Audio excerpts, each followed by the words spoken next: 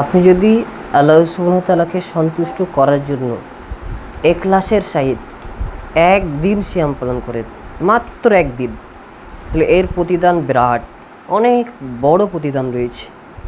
রাসূল সাল্লাল্লাহু আলাইহি সাল্লাম বলেছেন, সহিহ বুখারী হাদিস নম্বর 2840, যে ব্যক্তি আল্লাহ সুবহানাহু ওয়া তাআলাকে সন্তুষ্ট করার জন্য আল্লাহর পথে একদিন সিয়াম পালন করবে, আল্লাহ সুবহানাহু ওয়া তাআলা তাকে, তার মুখমণ্ডলকে জাহান্নামের আগুন থেকে 70 বৎসরের পথ থেকে দূরে রাখবেন। আপনি বুঝতে পারছেন যে একটি সিয়াম। তো এখন জিলহজ মাসের প্রথম দশক চলছে। এই জিলহজ মাসের প্রথম দশকে প্রথম 9 দিন রাসূল সাল্লাল্লাহু আলাইহি সাল্লাম 9টি সিয়াম পালন করতেন, আরাফার দিন সিয়াম পালন করতেন।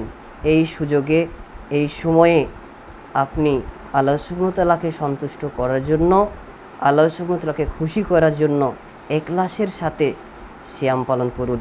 এই সিয়াম দ্বারা আল্লাহ সুবহানাহু ওয়া তাআলা আপনাকে বিরাট প্রতিদান দেবেন, জাহান্নাম থেকে দূরে রাখবেন, নাজাত দিবেন।